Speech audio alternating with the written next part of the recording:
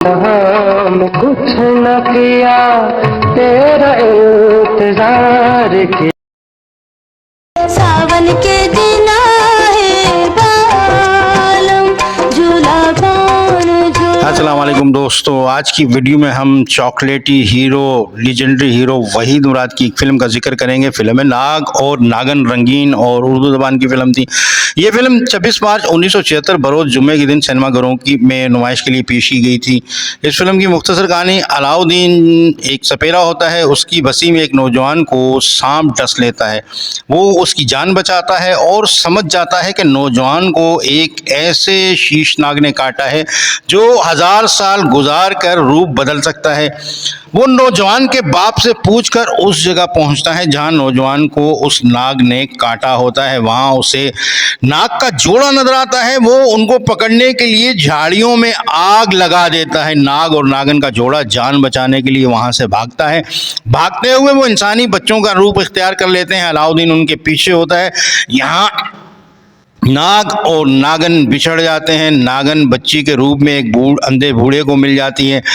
उसका भी एक लड़का होता है, वो उसे घर ले आता है और उसका नाम कोयल रख देता है। बूढ़े का इंतकाल हो जाता है, बच्चे जवान हो जाते हैं। कोयल का किरदार अदाकारा रानी ने अदा किया है, जबकि बूढ़े का लड़का जिसका नाम जुगनू होता है उसका किरदार अदाकार शाहिद ने अदा किया है। शाहिद ने इस फिल्म में एक भोले भाले शख्स का किरदार अदा किया है। वो कोयल से मोहब्बत करता है।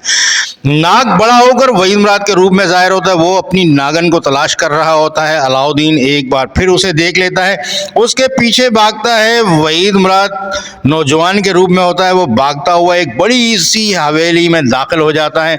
वहाँ उसे अपना हमशक्ल नजर आता है, यानी वहीद मुराद ने इस फिल्म में डबल रोल अदा किया है।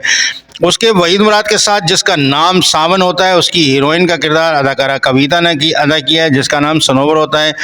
सावन दरख्त से गिरकर बेहोश हो जाता है। सनोवर महल के अंदर भागती है ताकि मदद ला सके। वहीं नाग वहीद मुराद सावन को उठाकर उसके कपड़े बदलकर उसे झाड़ियों में फेंककर उसकी जगह खुद ले लेता है। इस तरह नाग सावन बनकर नवाब की हवेली में आ जाता है। फिल्म में नवाब का किरदार इलियास कश्मीरी ने अदा किया है। अलाउद्दीन सावन को उठाकर अपने घर ले आता है और उसे बांधकर सांप से डसवाता है ताकि उसे पता चल सके कि वो एक नाग है। उसकी बीवी, सपेरे की बीवी का किरदार नैयर सुल्ताना, जिसका नाम गुलाबो होता है, वो उसे इस काम से मना करती है, लेकिन वो बाज नहीं आता है। वो कहता है अगर सांप मर गया तो समझ लो ये शीशनाग है। लेकिन सांप के डसने से सावन की तबीयत खराब हो जाती है, वो मरने लगता है।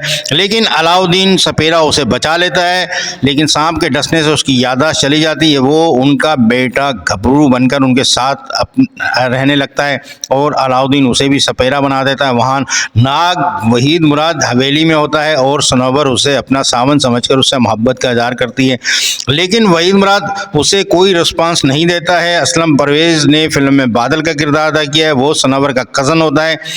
एक दिन रानी कोयल को वो नाचता देखकर उस पर फरीफ्ता हो जाता है, उसे हासिल करना चाहता है। फिल्म में असलम परवेज ने बादल के रूप में विलन का किरदार अदा किया है। कविता, जिसका नाम फिल्म में सनोवर होता है, उसकी माँ भी चाहती है कि सनोवर की शादी बादल से हो जाए, लेकिन सनोवर सावन से मोहब्बत करती है। उसका बाप, जिसका किरदार इलियास कश्मीरी ने अदा किया है, वो भी चाहता है कि उसकी बेटी की शादी सावन से हो। असलम परवेज के आदमी कोयल को उठाने आते हैं। जुगनू उनको मारकर भगा देता है और दोनों शिकायत लेकर इलियास कश्मीरी नवाब के महल में जाते हैं। वहाँ कोयल अपने नाग वहीद मुराद को देख लेती है और फिर उनके जाने के बाद नाग वहीद मुराद अपनी नागन से मिलता है। कविता को सालगिरह में रानी कोयल उसकी सालगिरह में रानी नाचती है और नवाब उनको अपने महल में रहने की इजाज़त दे देता है। वहाँ सावन की याददाश्त वापस आ जाती है और वो नैयर सुल्ताना, इसका नाम फिल्म में गुलाबा होता है, अपनी माँ समझ रहा होता है। उससे कहता है कि तुम मेरी माँ नहीं हो। इधर अलाउद्दीन सपेरे को पता चल जाता है कि नवाब की हवेली में शीशनाग मौजूद है, लिहाजा वो घबरू के साथ हवेली में आता है और नवाब साहब को कहता है कि आपकी हवेली में शीशनाग मौजूद है और वो इसे पकड़ना चाहता है।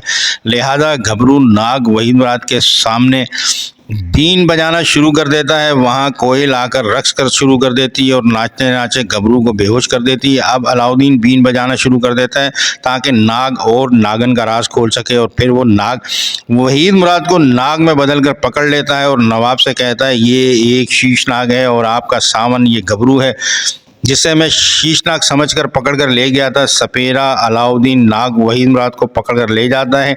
नागन कोयल वहाँ से गायब हो जाती है। वो वहाँ शाहिद यानी जुगनू नवाब सनवर उनको पता चलता है कि नाग और नागन उनकी हवेली में रह रहे थे। सपेरा अलाउद्दीन नाग वहीद मुराद को पटारी में बंद करके ले जा रहा होता है। नागन उसका पीछा करती है और उसको डस कर मार देती है। नाग उसकी पटारी से आज़ाद हो जाता है। नाग और नागन रीखते हुए अपने ठिकाने की तरफ निकल जाते हैं। ये बहुत ही खूबसूरत फिल्म थी, एक सुपरहिट फिल्म थी।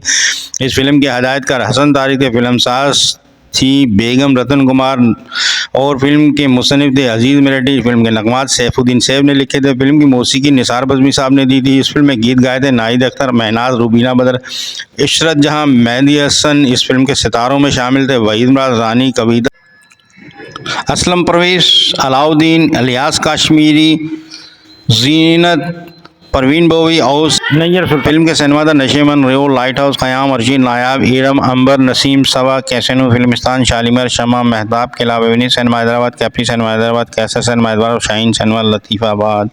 फिल्म नाग और नागन बहुत ही खूबसूरत फिल्म थी। वहीद मुराद का काम इसमें नहायत ही शानदार था। इसके अलावा रानी ने भी अपने काम के साथ इंसाफ किया था। सपेरे के रूप में अलाउद्दीन का काम भी बहुत ही खूब था। बहुत ही अच्छी, बहुत खूबसूरत नगमात से सजी फिल्म है। अगर आपने ये फिल्म नहीं देखी है तो आप एक अच्छी फिल्म से महरूम हैं। आप देखिएगा, यूट्यूब में बहुत अच्छे प्रिंट के साथ ये फिल्म मौजूद है। अस्सलाम वालेकुम दोस्तों, ये थी मेरी वीडियो, आपने देखी। यकीनन आपको ये मेरी वीडियो पसंद आई होगी। अगर आपको मेरी ये वीडियो पसंद आई है और आपने मेरे चैनल को सब्सक्राइब नहीं किया हुआ है तो मेहरबानी करके आप मेरे चैनल को सब्सक्राइब करें, वीडियो को लाइक और कमेंट करें और अपने ख्यालात का इज़हार ज़रूर किया कीजिए।